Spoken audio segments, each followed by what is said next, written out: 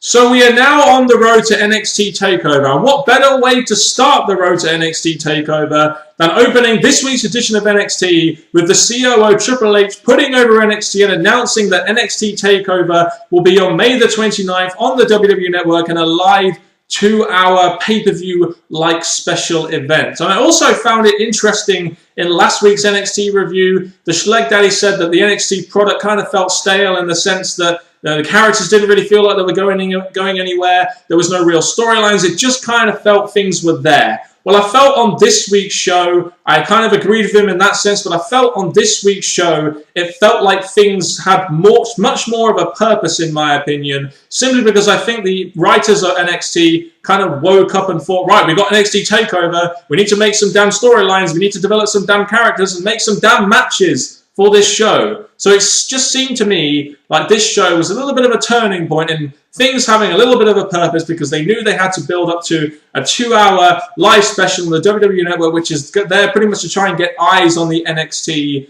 product itself. Also, this show, in my opinion, and the next few shows, it would seem, was very much helped by the crowd. The crowd were pretty damn good on this show. It kind of seemed like a WrestleMania / post-WrestleMania crowd at NXT. I mean, some of the stuff they were chanting in this show, you would generally only get from a WrestleMania or post-Raw WrestleMania crowd, and maybe at a Chicago and other places like that. So the crowd, in my opinion, really helped this week's show by how hot and active the crowd was. And in the next few weeks of shows, I imagine we will be getting the same crowd, so that should be damn good as well. So we opened up this show with Tyson Kidd versus Bo Dallas, which really served as no other purpose, really, than a goodbye from NXT and to put over Tyson Kidd on the way out. More on that later, though. I really want to focus here a little bit on Bo Dallas. You know, he showcased his new music and his new entrance in this opening segment, which I believe is a lot better than his old music and his old entrance, and no doubt he'll be debuting that on Raw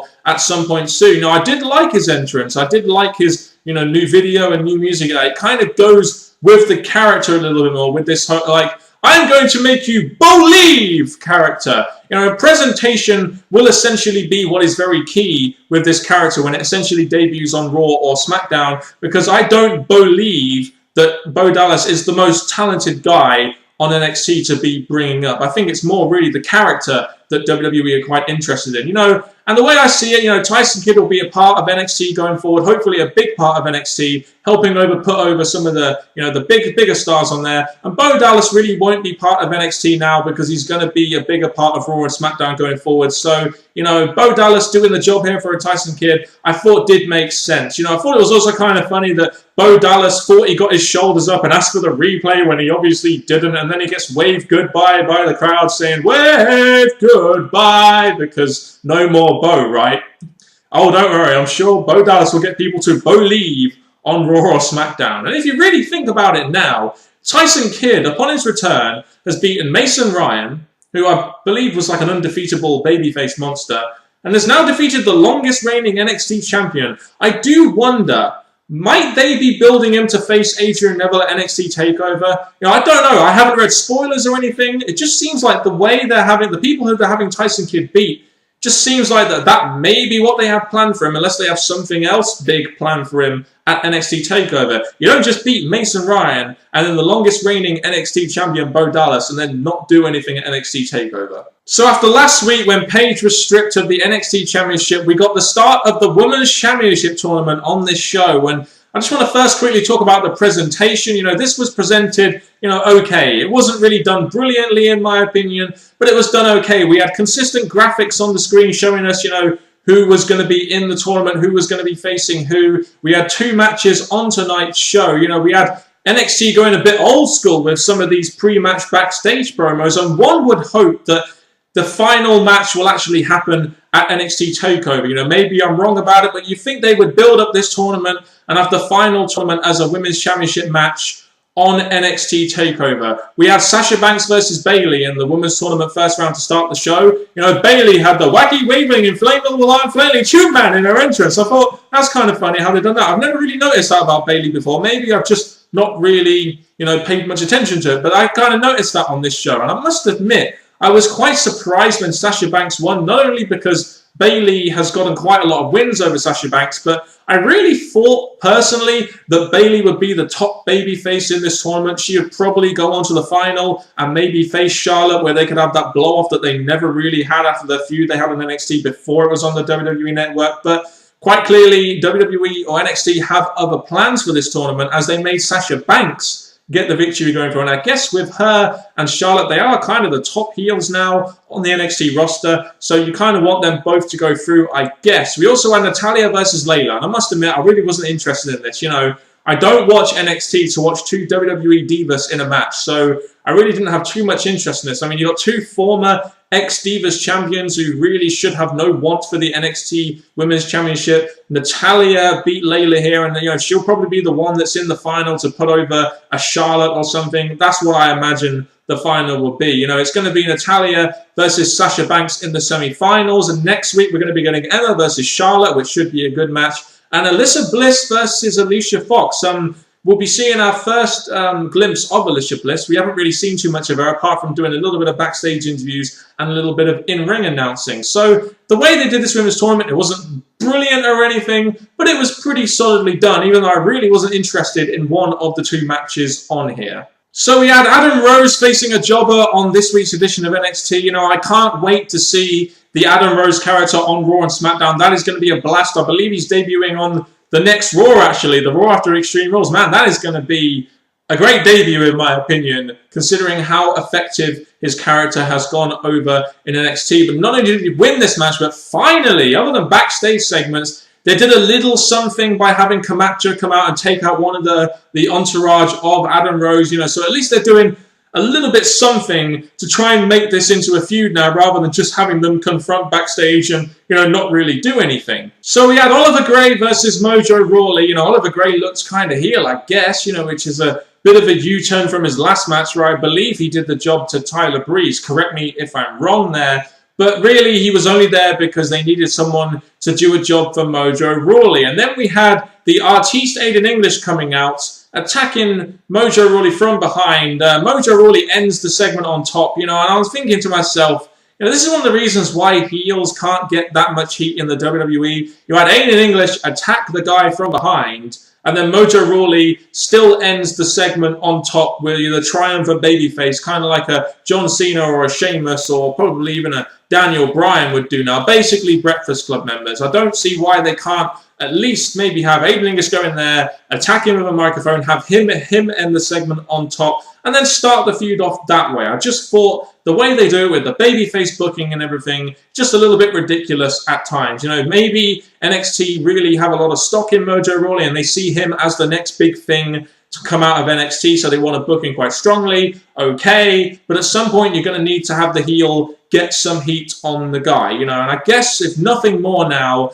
at least both these two characters, who are quite big characters on NXT, you know, Aiden English is a big heel character on the NXT roster, and, you know, Mojo Rawley is an entertaining, in his own way, babyface on the NXT roster. At least you have now these two NXT characters, which are kind of like in the mid-card right now. At least you're now having them face off in a feud, which hopefully will happen, and, you know, you have the blow-off match, or at least a match happen at NXT TakeOver, which is good for both of these characters, I think. So let's talk about our main event segment of the evening, which involved the battle between Adrian Neville and Brodus Clay over the NXT Championship. And I have a fair amount to say about this, most of it negative, unfortunately. You know, we'll start off at the beginning. So they showed this video package with Brodus Clay as if he's this, you know, killing machine, like he's gone through everything, defeated everyone to get to Adrian Neville, who's the NXT champion, you know, but really they haven't done anything to make him feel like a monster. You know, they had him on an odd backstage attack and they barely managed to get him any proper heat unless it's on a jobber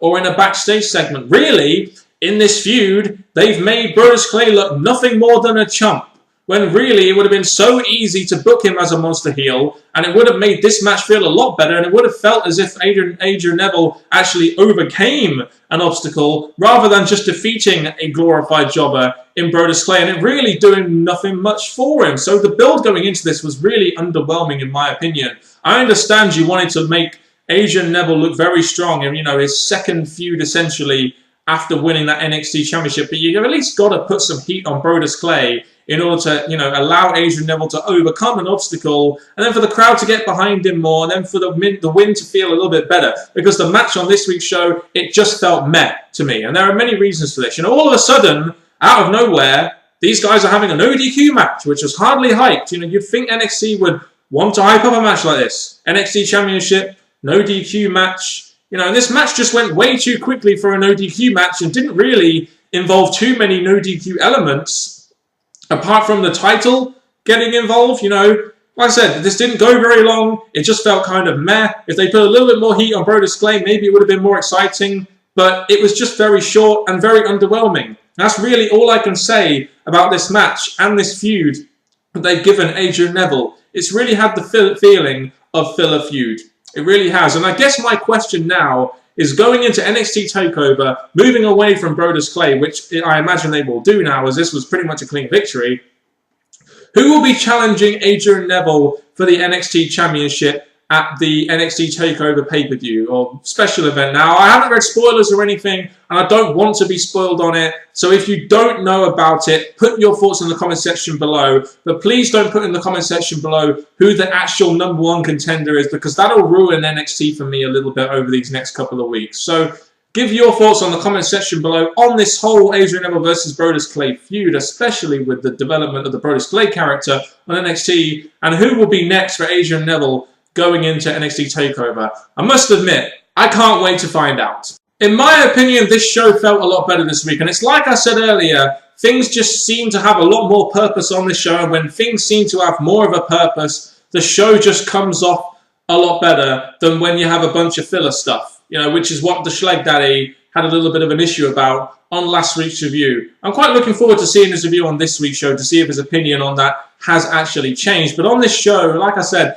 it felt like we just got a few more storylines on there, a few more feuds. It seems like we got a lot building up going into NXT TakeOver now, the beginning of the Women's Championship tournament, and it just feels like things are kind of clicking now on NXT, on the road to NXT TakeOver. I just cannot wait to see what NXT have got for us at NXT TakeOver. If you'd like to comment on this week's edition of NXT or anything NXT related or even NXT TakeOver related, as long as it's not a Stam spoiler, then post your thoughts in the comment section below. I've been Mr. Parkin. Thank you very much for watching this review. Make sure you check out my SmackDown review tomorrow, where I'll also be giving a short preview of the Extreme Rules pay-per-view, which I may or may not watch this Sunday. Thank you very much once again. Comment down below. And from me, Mr. Parkin, goodbye.